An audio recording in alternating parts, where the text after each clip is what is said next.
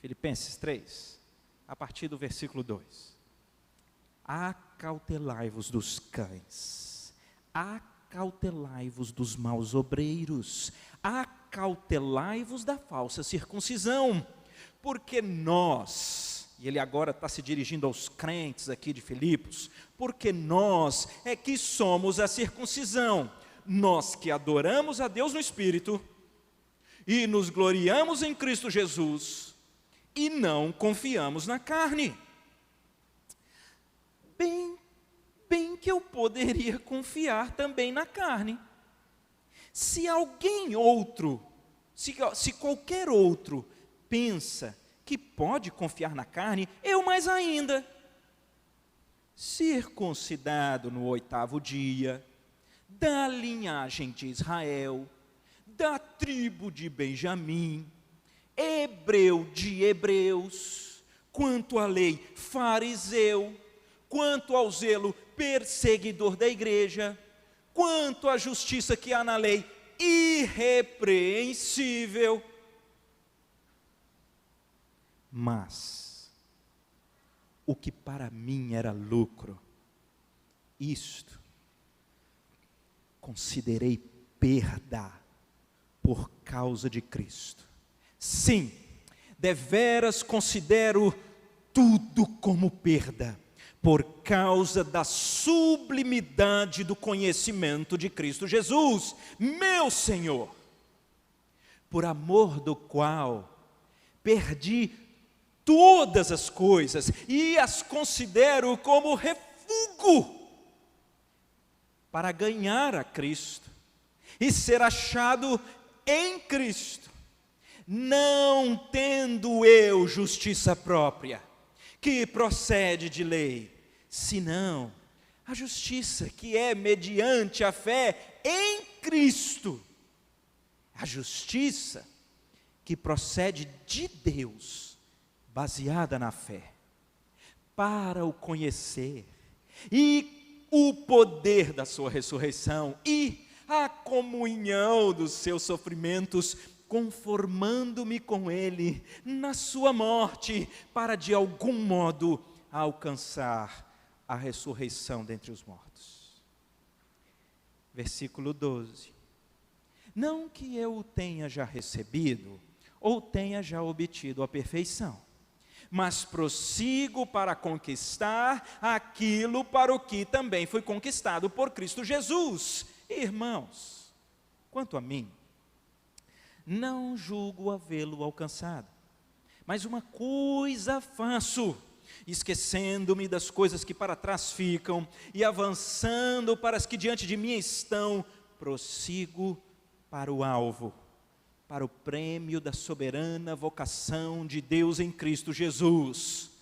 Todos, pois, que somos perfeitos, tenhamos este sentimento. E se porventura pensais de outro modo, também isso Deus vos esclarecerá. Todavia, andemos de acordo com o que já alcançamos. Até aqui, vamos orar. Senhor, ó Deus, é a Tua palavra. Ó Senhor, eu queria pedir que o Senhor, de alguma forma, derramasse graça aqui nesses instantes, e que pela unção do Teu Espírito, o Senhor mesmo ministre aos nossos corações a verdade do Senhor, em nome de Jesus, amém. Parece que o texto do apóstolo Paulo é um texto de enfrentamento, é um texto de quem está percebendo em gente, a princípio muito bem intencionada, grandes desvios. E Paulo, assim como depois nós vemos na história de Lutero, parece que eles não têm muita dificuldade de pôr o dedo na ferida. Eles não têm muita dificuldade de chamar atenção para os ensinos equivocados que estão se alastrando. Ele começa dizendo: vocês tenham cuidado com os cães. Eles estão querendo perverter, eles estão querendo deturpar, eles estão querendo inverter, eles não estão esclarecendo a verdade de Deus a respeito de como podemos ser reconciliados de uma vez por todas com Deus. E o tema que nós vemos aqui com o apóstolo Paulo é um tema contemporâneo à igreja primitiva, é o mesmo tema degladiado há 500 anos atrás, e ainda é o mesmo tema deveras debatido em nossos dias.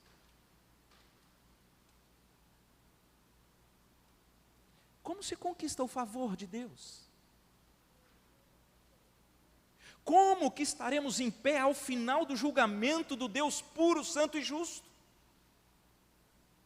E Paulo então está conversando com pessoas que acham que elas conquistam o favor de Deus, porque elas são feras, porque elas são boas, porque elas se esforçam, porque elas têm um currículo para apresentar, porque elas têm credenciais empilhadas.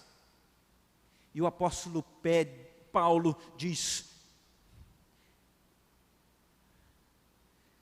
quem vive assim está perdido. Segue comigo o raciocínio de Paulo. Ele diz assim, resumo, olha o resumo dele de quem é o verdadeiro cristão. Ele diz: o verdadeiro cristão é aquele que adora a Deus em espírito, é de verdade, é aquele que se gloria em Cristo, e é aquele que não confia na carne. Não é legal o resumo? Boa definição. Quem é o crente? Ele adora a Deus em espírito e em verdade, ele se gloria em Cristo, e ele não confia na carne. Só que os contemporâneos ali, assim como eu disse aqui no início da igreja romana, diziam: não, é Cristo, mas você, é graça, mas é o mérito, é fé, mas é a obra. Sabe o que o apóstolo Paulo diz? Ele diz: vou dizer um negócio para vocês, se alguém aqui pensa que pela força do braço, se pela beleza do currículo, se pelo empilhamento das credenciais, pode ser aceito diante de Deus, eu mais ainda. Não é legal o raciocínio retórico dele. Ele diz: se alguém pensa que pode conquistar o favor de Deus pela carne, pelo seu esforço, pelo seu desenvolver, eu mais ainda. E o apóstolo Paulo então começa a empilhar as suas credenciais para revelar o quanto ele procurou desesperadamente conquistar com braço forte o favor de Deus. Então ele diz: circuncidado ao 8º dia. É como se ele estivesse dizendo: é pelo cumprimento dos rituais religiosos? Então eu estou bem, eu cumpri. Porque os judeus entendiam que a circuncisão era o ingresso real, como então povo de Deus. É circuncidado? Está garantido. E parece que o mesmo debate havia na época da reforma, 500 anos atrás, porque afinal de contas, era o batismo que simbolizava a entrega da graça à pessoa, de modo que se você não fosse batizado e fosse pagão, um abraço, mas o batismo. E o apóstolo Paulo começa dizendo: é ritual religioso? É? Então eu estou bem. Cumpridos os rituais religiosos. E ele segue: eu sou da linhagem de Israel. Em outras palavras, é pela raça? Se for pela raça, eu estou dentro. Eu sou hebreu dos hebreus. Antes, eu sou da tribo de Benjamim. É pela família? Eu sou de família nobre, gente. Tribo de Benjamim, se vocês não sabem, é a tribo que na cisão do reino de Israel com Roboão, é a tribo que permaneceu fiel com Judá e não foi dizimada no cativeiro babilônico. A tribo de Benjamim é a que forneceu para Israel seu primeiro rei Saul. A tribo de Benjamim é aquela cujo território está a cidade santa de Jerusalém. Se é por família, eu estou dentro. mas eu sou hebreu dos hebreus. Ninguém segue as tradições mais do que eu. Paulo, até perto ali dos seus 40 anos, ele era esse cara. Ele era daqueles que a indumentária era ipsis literi aquela definida pela tradição. Era aquele que o sistema dietário, o sistema de festas, o sistema de guardas, eram todos ipsis literis cumpridos. Ele era aquele que talvez ainda se encontra até hoje, né, quando se vai a Israel e você tem aquele típico, com aquela indumentária, aquele cap, aquele jeito, a barba, as rodas, os filactérios. Era Paulo, ele diz, eu sou hebreu dos hebreus, eu sigo todas as tradições. Então, é pelo cumprimento de tradições, põe meu nome lá. Circuncidado ao 8º dia, da linhagem de Israel, da tribo de Benjamim, hebreu dos hebreus, mas quanto à lei, eu era fariseu. Sabe o que Paulo está dizendo aqui? Dentre as opções de vertentes religiosas da época, ele escolheu a mais severa, porque tinha os saduceus, meio liberais, eles não acreditavam em ressurreição, não acreditavam em anjos. Tinha os essênios, que eram excêntricos, né? Eles iam para o deserto. Mas tinha os fariseus. Os fariseus passavam o dia na sinagoga, estudando a lei de Deus. E as vírgulas, as repetições, os enquadramentos, eles sabiam de cor, eles estavam completamente envolvidos, de sorte que Paulo está dizendo, é pelo estudo e conhecimento gramatical e o teológico das Escrituras, põe meu nome lá, porque eu sou tampa, eu sou fera. Mas ele diz mais.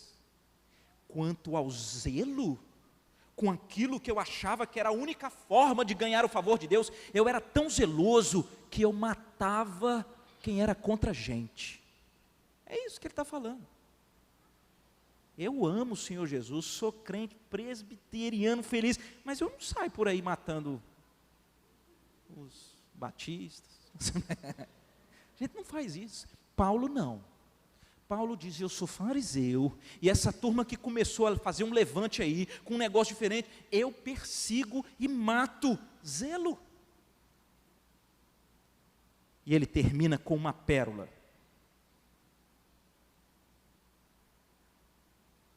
Empilhando as suas credenciais. Quanto à justiça que há na lei, irrepreensível. Não dá vontade de parar e bater palma para esse cara. É por ritual? Põe meu nome. É por raça? Põe meu nome. É por família, estruturada, arrumada, bonitinha, resolvida? Põe meu nome. É por tradição? Põe meu nome. É por estudo profundo, conhecimento? Põe meu nome. É por zelo, é por combate, é por proteção religiosa, põe o meu nome. É por moralidade? É por legalismo? Põe o meu nome. Porque eu pus tudo isso no meu currículo. É óbvio que Paulo não está dizendo aqui que ele era perfeito, ele estava dizendo que ele não dava espaço para ser repreendido. Sabe por quê? Porque ele se tornou hábil nos ambientes externos, quando era visto, ele era o típico que Jesus falou, sepulcro caiado, quem te vê, te compra, rapaz, você é lindo, bonito, cheiroso, mas está podre por dentro. Paulo sabia o que falar, se comportar, e exteriormente cumpria todos os requisitos. Queridos, e é exatamente essa estrutura de devaneios, é exatamente essa estrutura de equívocos que o instinto humano tenta trazer. Não pode ser só Cristo, Não pode ser só a graça, não pode ser só a fé, tem que ter eu, e você, e muitos ao longo da história. Os grandes desvios são todos esses. Não é pelo cumprimento dos rituais, não é pelo cumprimento de tradição, não é pelo quanto eu ponho lá que eu estou na sinagoga, não é pelo quanto eu sou moralmente visível para os outros.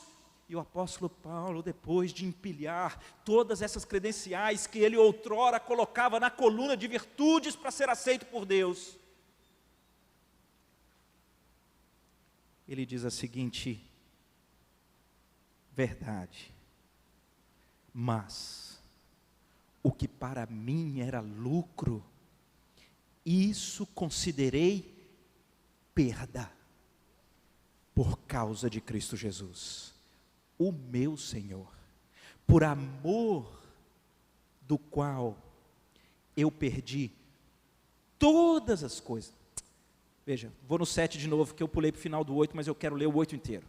Mas o que para mim era lucro, isto considerei perda por causa de Cristo. Sim, deveras considero tudo como perda, por causa da sublimidade do conhecimento de Cristo Jesus, o meu Senhor, por amor do qual perdi todas as coisas e as considero como refúgio para ganhar a Cristo.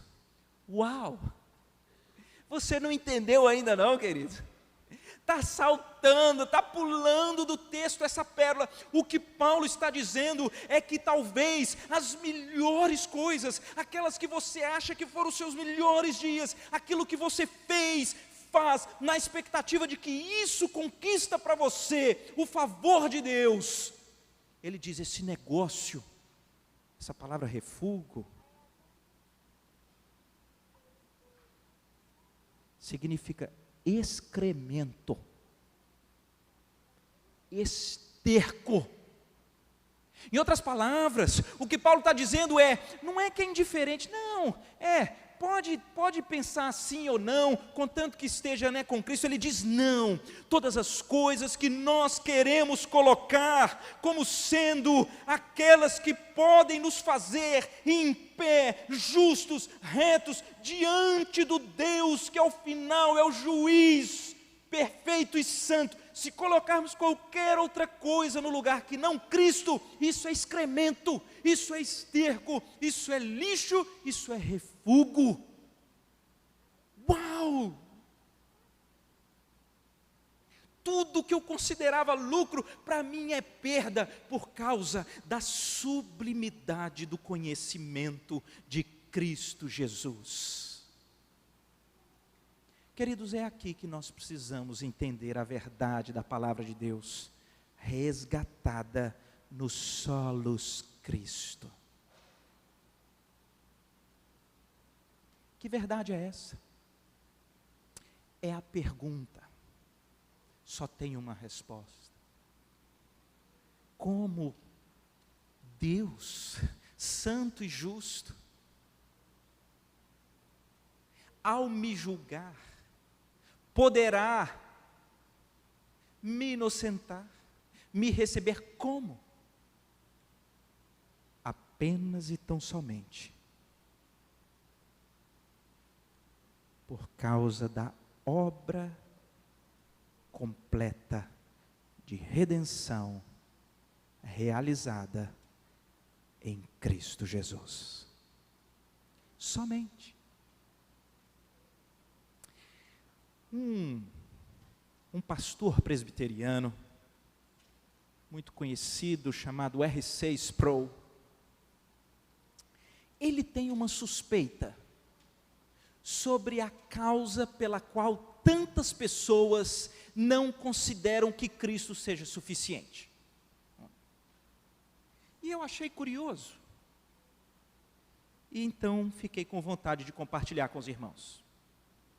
E a fala dele, e a suspeita é mais ou menos a seguinte: muita gente, quando conhece o Evangelho, entendendo a estrutura da criação, da queda dos nossos primeiros pais, Adão e Eva no pecado, e a história da redenção, muitos acham que o que Cristo realizou na cruz foi nos restaurar para o estado do homem antes da queda.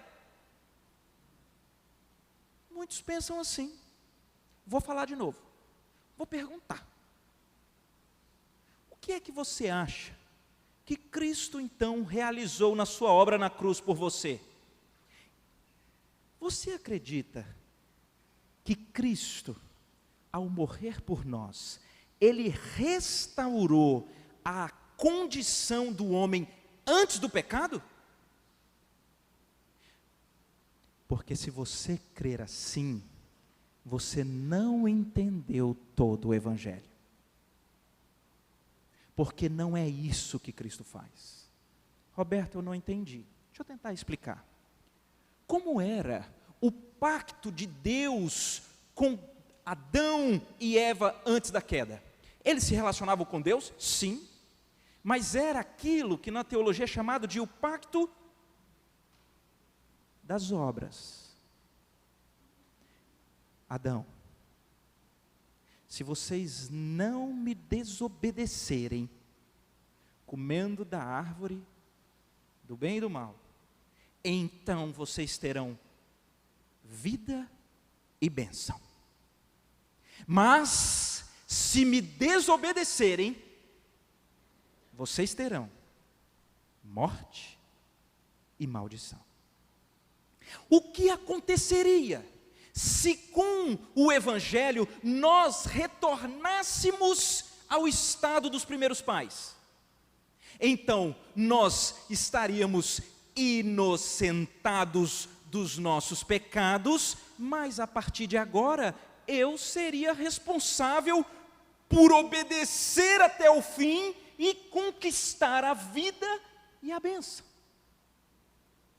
E é por isso que talvez nesse raciocínio, muitos começam a colocar, não, Cristo bom demais, mas e agora? E agora eu tenho, sob pena de me perder. Porque talvez entendeu equivocadamente o Evangelho. Sabem por que não é um retorno? Deixa eu dizer, queridos, porque a obra de Cristo, ela não é apenas uma obra de perdão dos pecados, ela é uma obra de justificação. Você entende esse conceito?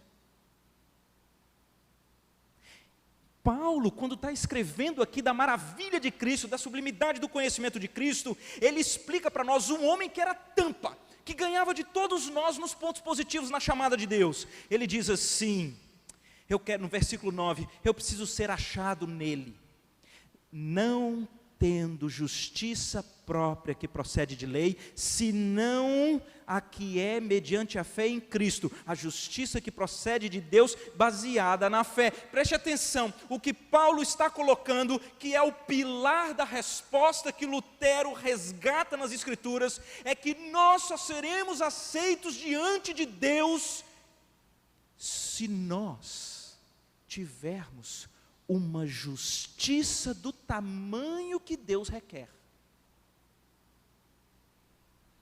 Deixa eu tentar dar um exemplo. Às vezes, quando a gente dá algum exemplo, numa expectativa didática e num tema tão relevante, a gente pode falhar. Se o exemplo não for perfeito, os irmãos me perdoem, mas é apenas porque é tão importante nós entendermos o conceito de justificação, que eu preciso abrir a mente dos irmãos e dizer, Deus, põe esse negócio lá. Imagina que você quebrou. A crise quebrou muita gente, não quebrou? Quebrou. Você quebrou, mas você não só quebrou, você quebrou com uma dívida multimilionária. Você não tem sustento, você não sabe nem como compra a refeição do próximo horário, mas o gerente do banco te liga dizendo, tem 100 milhões de débito aqui para você pagar. E você sabe que se você juntar todas as pessoas que você conhece e que forem vender tudo, não paga a sua dívida. Mas não só você tem a dívida dos 100 milhões, você está quebrado. Você tem a preocupação porque você não consegue pagar, e você tem a preocupação porque você não sabe o que fazer amanhã. Imagine que um belo dia, você recebe a ligação, é o gerente do banco, dizendo: o que aconteceu? Estou te ligando, meus parabéns, a sua dívida foi integralmente paga, creditaram 100 milhões na sua conta, estou aqui com a carta de quitação, uhul, não é um negócio fantástico? Não, vamos ser honestos, é um milagre, fantástico, a sua dívida foi paga, só que você estava quebrado e quebrado você continua. Não sabe como vai fazer a próxima refeição. Muita gente acha que essa é a obra da cruz. Preste atenção, queridos. Na obra da cruz é diferente. Na obra da cruz o gerente te liga e diz: que isso? Pagaram a tua dívida. Aqueles 100 milhões, era o único assunto do banco, era como um cara conseguiu ter uma dívida tão estratosférica, sem a menor condição. Rapaz, foi pago. Mas cara, não desliga não, deixa eu te falar um negócio. Creditaram 1 bilhão na tua conta. É diferente? Queridos, preste atenção. Essa é a estrutura da obra de Cristo. Cristo morre na cruz e leva a ira de Deus por todos os nossos pecados, mas Cristo não desceu do céu e morreu na cruz. Cristo veio em forma humana e Ele viveu a vida de retidão perfeita, sem pecados, justa, a única, aceita por Deus, que é santo, santo, santo. E lá na cruz, além dele pagar as suas dívidas, a justiça de Deus, a retidão de Cristo foi imputada na sua conta, foi creditada, de modo, queridos, que o Senhor olha para nós agora e Ele vê em nós a justiça da retidão, vivida, experimentada por Cristo. Você consegue entender? Esse negócio é precioso demais. Esse negócio faz com que Paulo levante nessa discussão de um embate com quem teima em achar que ele se garante, ele tem que fazer por onde, ou então se ele é muito ruinzinho, ele está perdido, e ele diz: nós precisamos de Cristo, da sublimidade de Cristo. E aí ele começa, né? Eu preciso ganhar a Cristo, eu tenho que ser achado nele, eu tenho que estar no poder da ressurreição que está em Cristo, eu tenho alguém que comunga comigo nos meus sofrimentos, eu tenho alguém que comunga comigo na própria morte, eu tenho alguém que garantiu para mim a vida eterna. Uau! Qualquer outra coisa é excremento, é refúgio, é lixo. Essa é a obra de Cristo, completa, consumada, que nos perdoa. O nosso escrito de dívida que constava de ordenanças, rasgado, encravado na cruz, e que como um ato forense, como uma sentença judicial que transita em julgado e que aplica a alguém algo, a justiça de Cristo nos é dada. Queridos, quando nós tombarmos aqui e levantarmos diante daquele átrio, na antessala do céu, eu aqui agora estou construindo uma história, e uma voz de lá disser: por que deveríamos deixá-lo entrar nos céus? Você não vai ter nada a falar a seu respeito. Você só pode falar por Jesus, pela obra de Cristo. A graça me alcançou, e mediante a fé, eu criei na obra redentora e completa de Cristo, somente por Cristo.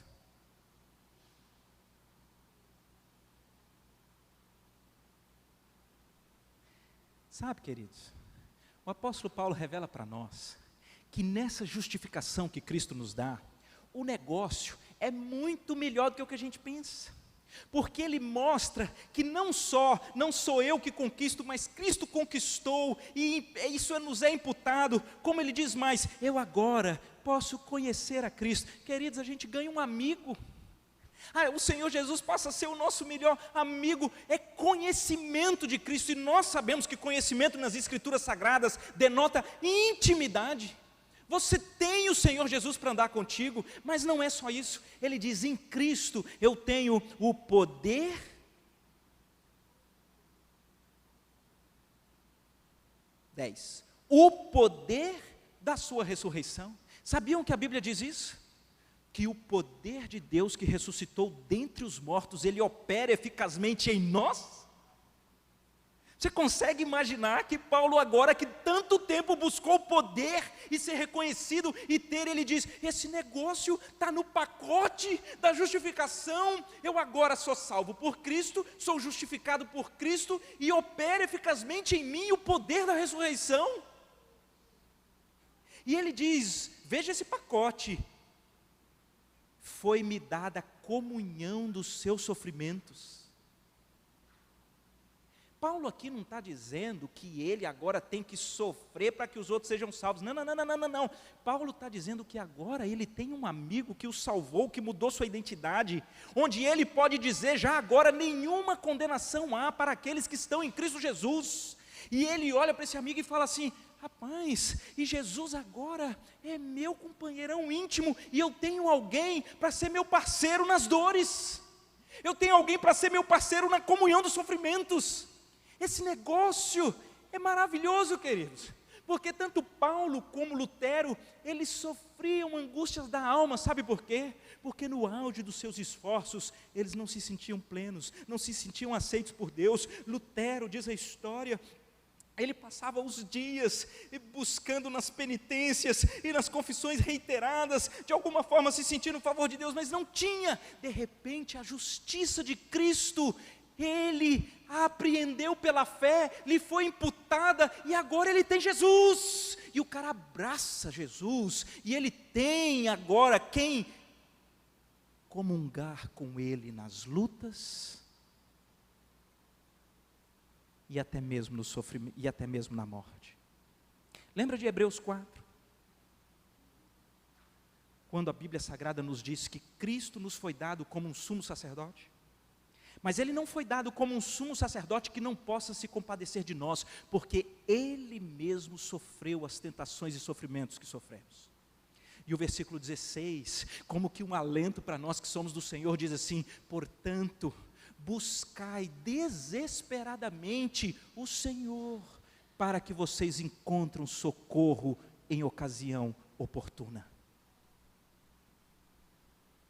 Não é o sofrimento, não é a sua falência, que pode lhe roubar a justiça que lhe foi dada, que é de Cristo, mas você nunca está sozinho, você tem quem ser parceirão em todas as lutas, provações e tribulações, Ele está lá. Eu tenho agora uma causa pela que vale a pena morrer. Paulo diz isso em Filipenses, ele fala, eu fico constrangido, porque de um lado eu quero morrer, eu quero estar com Cristo, mas de outro lado tem vocês, e eu quero pregar para vocês, porque eu quero que vocês tenham essa mesma salvação, sabe, porque eu vivo para Cristo, morrer para mim é lucro. Quem tem algo pelo que vale a pena morrer, tem algo pelo que vale a pena viver, ele vive Cristo. E ele termina dizendo, Cristo conquistou para mim a vida eterna. É bonita a forma com que ele redige. Ele diz assim, eu não sei nem explicar direito, de alguma forma, Ele me deu ressurreição e vida eterna. Somente em Cristo. Nós precisamos terminar.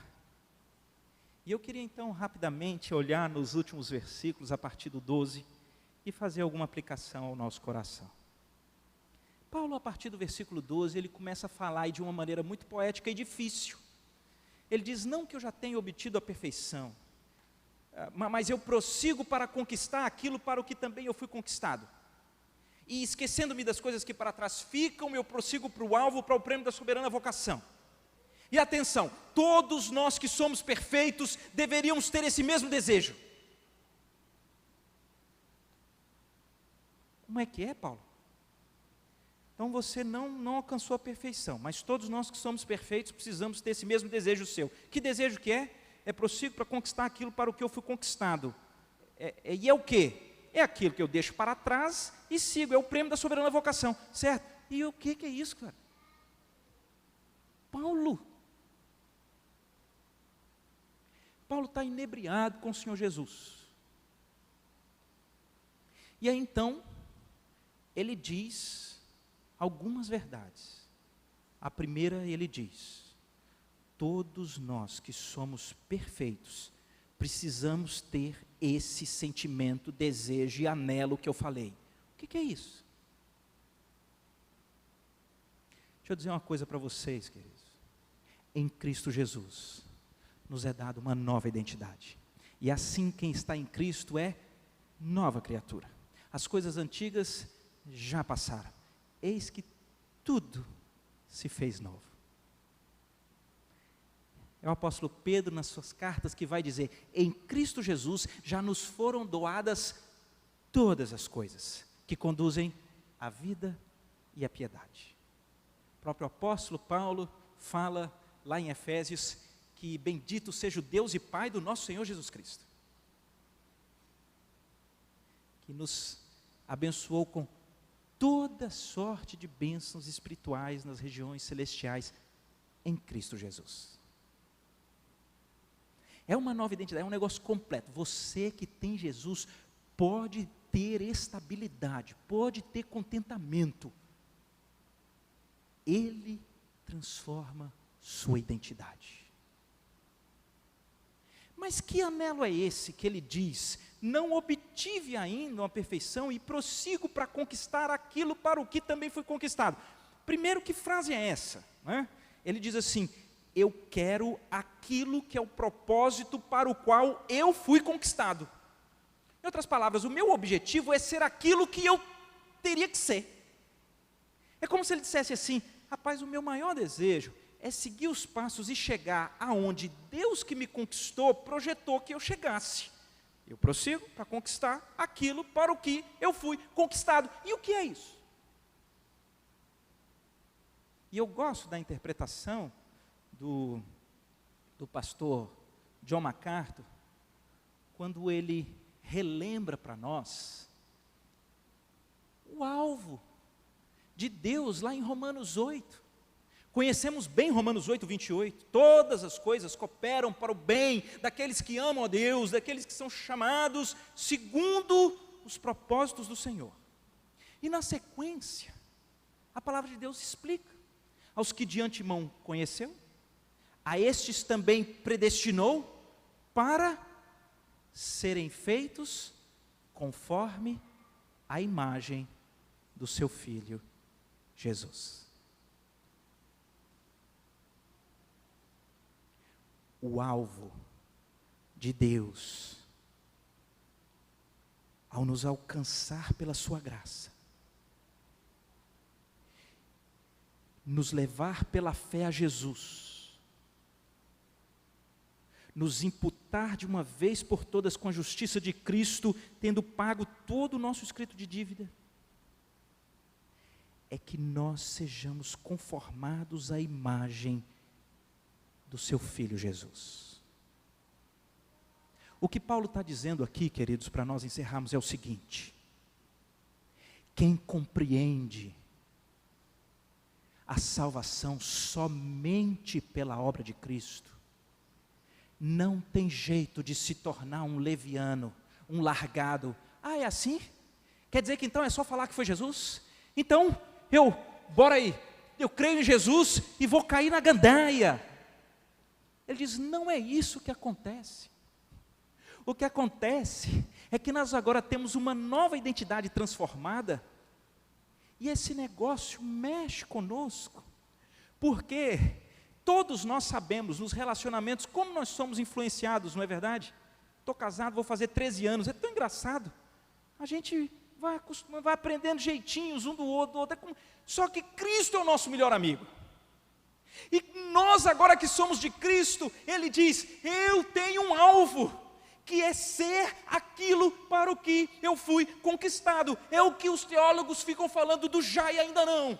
Já somos aperfeiçoados, já somos completos, já somos de Cristo, já temos nova identidade, não nos resta nada para a salvação, não nos resta nada para essa vida. Mas, enquanto aqui estamos, tem um velho homem escondido lá, que vira e mexe, ele teima em querer pegar as rédeas da nossa vida e dizer, aqui nessa crise deixa eu tomar de conta. E você diz, não, o anelo da minha alma é viver mais e mais parecido com Jesus. É por isso que ele diz, eu quero conhecer Jesus, eu quero estar na sublimidade do conhecimento de Jesus, eu quero ganhar Jesus, eu quero estar nele, eu quero que o poder da ressurreição de Cristo opere em mim, eu quero que Ele seja o meu parceiro das lutas, e não velho homem, e não a inclinação do pecado, e não Satanás, e não esse mundo tenebroso, porque é completa e total salvação pela obra de Cristo, quando ela nos é imputada. Surge um anelo no nosso coração. Rapaz, eu preciso conhecer, andar mais com Cristo, de modo que eu exale o bom perfume de Cristo, de modo que eu seja o embaixador de Jesus Cristo, como se Deus, por meu intermédio, exortasse as pessoas. Eu quero viver como Jesus. Quem é Jesus para você?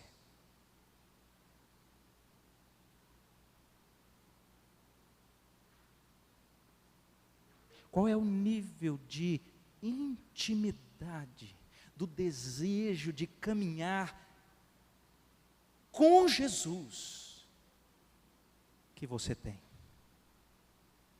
Qual é o reconhecimento que você tem a respeito da obra de Jesus para a sua salvação? Deixa eu responder uma pergunta.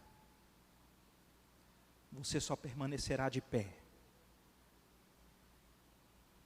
diante do Deus justo e santo somente por Cristo. Vamos orar? Senhor, a Tua palavra é preciosa, ela é maravilhosa, e ela nos resgata dessa inclinação equivocada do ser humano de querer estar no centro de tudo. A estrutura, Pai, da Tua salvação é a graça do Senhor, que pela fé nos leva à obra de Jesus. Obrigado, Pai, por esse texto precioso, porque ele revela para nós a completude, inteireza e perfeição da obra de Cristo, para nos perdoar, nos justificar, e se relacionar conosco como nosso melhor amigo. Ah, Senhor, se de alguma forma nutrimos percepções equivocadas, restaura-nos, Pai, a certeza de que é somente por Cristo. Que isso mude a nossa segunda-feira, que o anelo da nossa vida não seja pelo nosso currículo, mas sim por Jesus. Que no auge das nossas falhas a gente não corra para os nossos méritos, mas a gente corra para Jesus. Que no meio dos nossos sofrimentos, tentações, lutas, desafios, nós busquemos socorro em Cristo Jesus, porque a Tua palavra diz que Ele não é um sumo sacerdote que não possa se compadecer de nós, porque Ele sabe, Ele experimentou e Ele comprou para nós a salvação, mas Ele vem, Pai, ser aquele que anda conosco, aquele que é o caminho, é a verdade, é a vida, é aquele que nos leva ao Pai, é aquele que nos carrega no braço, é aquele, Pai, que aplica em nós aquele poder que o fez ressuscitar da morte, é aquele que nos dá uma causa para viver, uma causa para morrer, é aquele que garantiu de uma vez por toda a vida eterna, é o Senhor Jesus, Pai. Ponha nos nossos lábios o Evangelho de Cristo Jesus, Pai, quer seja oportuno, quer não. Livra-nos, Pai, de apregoarmos qualquer coisa ritualística, qualquer coisa de tradição, qualquer coisa de conhecimentos teóricos estéreis, qualquer coisa que diga respeito à família, à nobreza, à moralidade, a legalismo, porque tudo isso, quando quer tomar o lugar de Cristo, vira esterco, vira refúgio. Põe os nossos olhos no Senhor e Salvador das nossas almas, Jesus. Em nome de quem? Como o único mediador que temos entre Deus e os homens, em nome dele, nós oramos. Amém.